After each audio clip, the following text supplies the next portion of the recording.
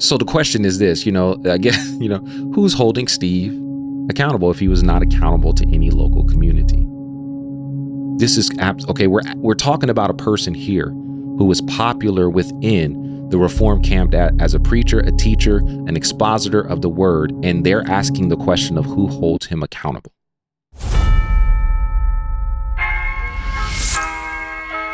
All right, welcome to the Church Dropout Podcast. My name is Alan. I'm the host. Church Dropout is a podcast. We talk about issues, topics, and teachings related to faith, life, and culture in ways that are sometimes funny, sometimes serious, but always insightful. If you haven't already, please like and subscribe. Please share the channel. Also share the video and drop a comment below. Keep the conversation moving forward. So I wanted to speak about something that I just came across. Shout out to Protestia, who posted this online. But it's an update to some degree on the Steve Lawson situation. And the reason I wanted to talk through this is because I had heard this. I just wasn't comfortable in saying it because it had not been confirmed, so to speak. I actually heard this through another content creator. Shout out to Underdog Theology. And he said it wasn't confirmed at the time, but I didn't want to make it and put anybody in a certain situation or anything like that. But I had heard this and honestly, how detrimental this is and how horrible this is. Not just the situation itself, that's horrible, but this is also horrible in relation to church culture. The reason why I wanted to talk about this is because, one, it's been unusually silent on the whole Steve Lawson thing. There hasn't been much said about Steve Lawson from the Reformed camp in terms of his situation. But then also there were some questions around his status as the pastor or pastor at this particular church. Now, here's why I want to talk about this, because if you believe that popular church culture has not influenced every sphere of American Christianity, then you are sleeping. If you believe that the Reformed community or whatever denomination you feel like you're a part of has not been infiltrated by popular Christianity, big evangelicalism, then you're asleep. You're asleep. And this is a prime example of that. Now, this is dangerous. This is absolutely dangerous. This, to me, shows the failure of the local church to be the local church that it's supposed to be as it relates to Scripture, right? That this popular personality, CEO-ish type, superstar, rock star leader, that this celebrity pastorism has infiltrated the church. And this is a prime example. So I'm going to read through this article and talk through it as we go. But this, again, is an indictment on the church itself in terms of, man, we're lost. And if you think that it doesn't affect your neck of the woods, then, you're sleeping. So Steve Lawson was not a pastor, an elder, or even a member at Trinity Bible Church. An update. So Steve Lawson, who preached every week, or when he was in town, was the lead preacher at a church, but was not a pastor, nor an elder, or even a member. And this answers a lot of questions as to, why the church stated his departure the way they did, and why there's little being said from the elder community, because he wasn't a part of that community, and they probably didn't know him outside of his preaching. And the other part is you can't tell me that the people who were close to Steve Lawson did not know this. You can't tell me that. You can't tell me that John MacArthur and his community, the Reformed camp, as much as they are, as much as they speak on the local church and the importance of the local church, and then the importance of pastoring and leading, the importance of preaching, that they had no idea that this man was not a member of this church. You can't say that. And so anyway, I just want to read through this particular article. So 6 weeks have passed since Trinity Bible Church revealed that Steve Lawson was disqualified from ministry activities for having an inappropriate relationship with a woman who was not his wife. And the report offers insight into why this whole situation has been so strange and murky. According to Pastor Derek Brown, and Cliff McManus of the Creekside Bible Church in Cupertino, California, on an episode of their podcast With All Wisdom, Steve Lawson, though he previously served as pastor of previous churches, was neither a pastor nor an elder or even a member at Trinity Bible Church. Using this information that has been verified by the testimony of 2 or 3 witnesses, they revealed he was not a pastor, nor was he an elder at Trinity Bible Church, which we said he was not the pastor or lead pastor of the church. He was not a member of that church. How do I know all of this? Because I've been trying to get a hold of Trinity Bible Church in Texas for several weeks. And I finally got a hold of someone who was willing to talk to me, who actually worked at the church, and they verified everything that was said. They were reluctant to tell me, but they agreed he was not an elder. He was not a pastor. He was not a lead pastor. They kind of waffled when they said was he a member? They kind of waffled when I said, was he a member? They didn't want to tell me, but it was pretty obvious he wasn't. This is sad. This is scary. That you can have a person who is speaking into the lives of other believers that they really have no contact with, but he is not considered to be a shepherd, a pastor within that local community. And the church is okay with that. That local body is okay with that. That he comes in, preaches, serves his duty, and then he bounces. What is this? What is this? This is why the church is in the position that it's in today. This is crazy. And they also agreed and acknowledged that as far as they know, the elders at their church are not the ones managing the Matthew 18 process with him of discipline because they can't. So the church that he was preaching at regularly, that he was the lead preacher, because that was the title, which what does that even mean? He was the lead preacher at this church. They don't even know what's going on. They cannot enact any church discipline because he's not a member of the church. They have no authority over him. Notably, the original announcement from Trinity reads, the elders at Trinity Bible Church in Dallas regretfully announced that effective immediately, Steve J. Lawson has been removed indefinitely from all ministry activities at Trinity Church in Dallas. Notice that while he was removed indefinitely from all ministry activities, he wasn't removed from a position. He was removed from all ministry activities, but he wasn't removed from being an elder or a pastor. And this was a big question. When I looked at his title and I read that, it did seem odd. It seemed very odd. But again, with no facts, you don't want to put anything out there. But it seemed odd that he's just removed from ministry activities, but not removed from the pastorate. And it was interesting, too, because his last message had to do with, talked a lot about the type of church that they were trying to build there. Right? The type of community that they built that's diverse and different things of that sort, as if he is leading. Listen, this leadership team has deceived this church. They believed, as far as I know, that Steve Lawson was a part of the leadership staff of this church. And yet he's just a spokesperson. That's all he is. He is a spokesperson. He's just preaching the Bible weekly with no interaction or no relationship with the people he's preaching to. This is crazy to me. So what was Lawson if he wasn't their pastor or elder? He was a regular guest preacher, otherwise known as a lead preacher, receiving a dispensation from elders. Receiving a dispensation from elders to preach a sermon and then depart once the message was done. What is going on with the church today? That a person could preach,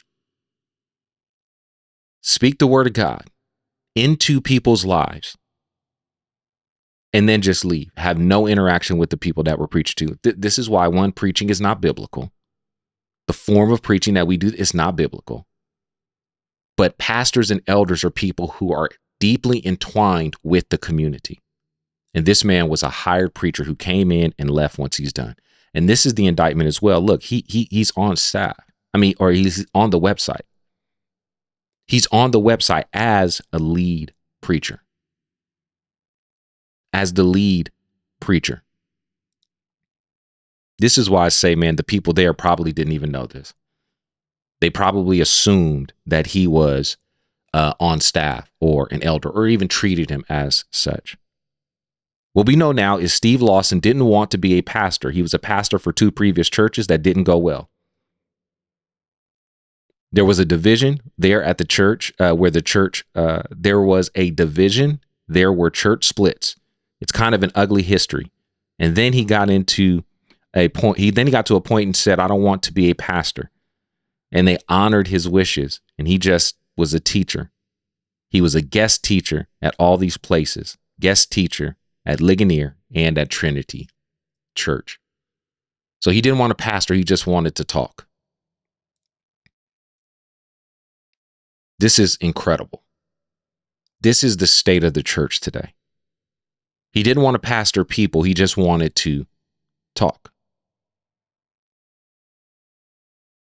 And they were okay with that. Why? Because he was a big name. He's Steve Lawson. He's preacher's favorite preacher. The revelation tracks with what several members of Trinity Bible Church have reported to us, saying that Lawson's scandalous affair opened their eyes to how problematic and challenging some of the behavior was, which was never really questioned or considered, but now was glaring in light of his new exposure. So people questioned or had questions about these things, but couldn't put their finger on it because it was weird. It was weird that Steve Lawson was not a part of the everyday activity of this church, that he would come in and preach and he would leave. But again, because he's a known speaker, or because preaching is the most important part of the center of their fellowship, it was accepted. But now people are looking back and saying, like, this was not what we thought it was. It's weird. Members report that he would show up on Sundays, head straight to the back, preach a sermon, and then leave almost immediately after, rarely sticking around to shake hands or spend time talking to congregants because he had to guard his time. Listen, this is not Steve's fault. Well, let me rephrase that. This is not solely Steve's fault. This is what the elders signed up for. This is what they signed up for. They signed up for a hired speaker. And that's what they got. You can't blame Steve for not sticking around and talking to people. That wasn't his job. His job was to get up there, to preach a sermon, and to go. Some exemptions were made for some of the younger adult groups, but by and large, he was rarely around and was functionally inaccessible to the congregants. How does that happen? How can you listen to someone preach regular sermons to you and talk about things that are intimate to your life and help shape your life, but yet you're inaccessible to the congregation? Just like one might expect a guest preacher to be. They have speculated that the distance from the flock has played a role in him feeling he wasn't accountable to them because they never really knew, nor him them, and therefore he was able to live a double life. No accountability. But you can't tell me that no one knew this. I'm not talking about the intimate details about his life. I'm talking about that he wasn't connected to anything. Because he's not a member, elder, or a pastor, the host suggests that the church has no ability to hold him accountable in ways that they would if he were, pointing out how this changes the conversation from groups that initially chastised others. But this is important because you go back to the very beginning when we were being lectured by all kinds of people, including G3 Ministries, who made a statement early on and said we need to let the local elders of Trinity Church handle this in the discipline process and the restoration process. And the rest of us need to just be hands off, be quiet, don't ask any questions. Let the local elders do it. Well, the local elders hired a hired speaker and they have no authority over this person. And you guys were very close to this guy and nobody knew this. Leave it to the local church. That's what they said. And then Tim Challies in his panel said the same thing. It's kind of a rebuke. You Christians out there, quit trying to micromanage this. This is okay. All right. Yeah, anyway, this is the local church elders' responsibility. Trust them. Wow. So trust them to handle a process when they trusted them to put this man before them, who's not even a member of their church. Okay. They're godly men. They're saying that in ignorance. And so now Trinity Church admits we can't do anything. So who's holding him accountable. We haven't heard anything from the Reformed community that, really honestly governs the church community. Nothing. John MacArthur decided to speak out and say something, but what he said really didn't address the total situation, other than God's sovereignty allowing this to happen. Brown and McManus explain why accountability is so important in the previous episode on the same topic. Steve Lawson needs to be held accountable because of James 3:1, and yet that's the responsibility of the local church elders, and he's a Bible teacher, but not even a member of the church. But he's not even a member of the church, so the local elders of Trinity can't hold him accountable. He's not cooperating. Wow. You say he has to be held accountable, and the question is how? Yeah, how do you? He has no unintelligible place of accountability. He's just been serving in all these areas of ministry in different ministries. He's a guest preacher at Trinity Bible Church. He's the D-Min program at the Master's Seminary. How do they go about holding him accountable? First and foremost, it's not their responsibility. He's not a member of the Grace Church. In the seminary, there is not a church. Ligonier is not a church. He's on the board there and teaches as a fellow there. So do they hold them accountable? One Passion Ministries, that's his ministry. One Passion Ministries, that's his ministry. Speaking of Steve, he's the man. He runs the thing. He's the founder, CEO, and president. Who's going to hold them accountable there? How do you hold accountable? How you hold accountable for a parachurch ministry? So the question is this, I guess, who's holding Steve accountable if he was not accountable to any local community? This is okay. We're talking about a person here who was popular within the Reformed camp as a preacher, a teacher, an expositor of the word, and they're asking the question of who holds him accountable. Wow. So there's really no ultimate accountability for a member for not a member of the local church. Well, there is, but the people who are playing, the people who hold everyone else accountable are choosing not to hold him accountable. The parachurch ministries do not have the structure of church discipline like the church does, and Jesus is handing the keys over to the church, saying that's our responsibility to hold someone like him accountable. So no one has the instrument by which to hold him accountable. It seems, which is remarkable. Why is it remarkable? The church has strayed far from its purpose today. Why is this remarkable? This happens all the time in terms of there are people who are glorified for their gifts, but they have no accountability to any local community. We have celebrity pastors who are teaching people every Sunday from a distance online, but nobody's able to touch them in their real life. We don't know who these people are. Why is this remarkable? That a church hired someone because they're a great preacher or teacher. They hired a celebrity. Why is this remarkable? Ultimately, let me say this. I think it's remarkable because there is that this community speaks so much of having a high view of the local church, and yet a person who's supposed to have a high view of the local church is not even a member of one.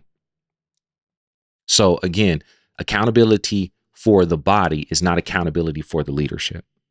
Ultimately, the model of building the local church on the backs of great preachers demonstrates the compromised ecclesiology that is so intrinsically and fundamentally flawed that betrays the foundational problem. I think the problem is deeper than that.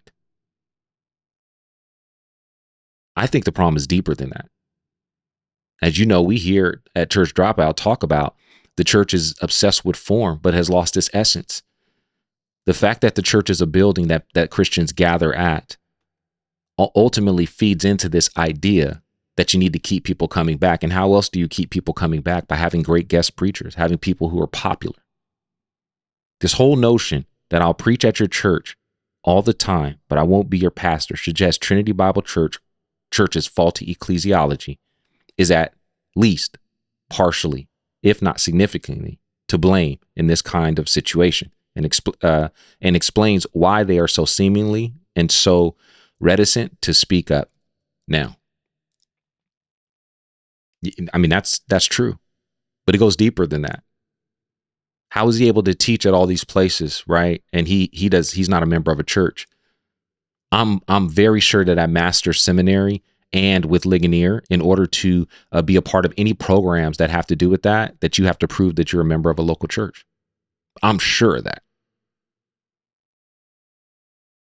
But Steve Lawson didn't. And if they say they assume that he was, that's even more so of a problem. As far as where Lawson is in this whole process, I think that's what they meant. Process is just misspelled here. Whole process, he remains exceedingly uncooperative. Wow. With most cases of the revelation of disqualifying sin, the guilty pastor confesses his sin, spills his guts, admits his faults, and comes clean, repents, and the process of restoration back into the body begins. With Lawson, this is yet to happen, presenting a unique situation. I think it's presenting the problem with the local church today. The unique situation that the local church finds itself in, or the modern church finds itself in. Reportedly, he presently resides in Tennessee with his wife and his daughter, the latter of whom just had a baby and a grandchild and remain in Dallas. And that's the problem with this. Truthfully, this is a sad situation because it affects more than just himself, obviously. It affects his family, right? They have to answer the questions that are a result of his activity. You know what I'm saying? But yeah, this is a shame. This is a shame. Again, if you believe that popular culture has not affected the whole American church, then we're sleeping. Here is a community that claims to speak very highly of the local church and have a huge grasp on scripture. And yet they had a man who was able to not be a member of a church, right? Not be an elder or a pastor, who was able to preach weekly in a church, be on their staff as a paid person, be on their website, have no interaction with the people at the local church at all. Be on stages with these individuals, all while doing what he was doing, and nobody knew about it. They just assumed. That's even more so of a problem. But this is the American church right now. It's broken. The system of church is broken. We are trying to reform something that has a faulty foundation. Celebrity culture, celebrity pastorism, big name, big Eva, all of that has infiltrated the church today, and it's sad because people are being hurt by it. The person who's on the other end of Steve's sin is hurt by it. That congregation is hurt by the leadership of this congregation and by Steve's actions. Steve's family is being hurt by this. This is atrocious and sad. And so anyway, we'd love to hear your thoughts. Thank you so much for tuning into the Church Dropout. Drop a comment below. Keep the conversation moving forward. As always, like and subscribe to the channel. Please share the video. I'll talk to you soon. God bless.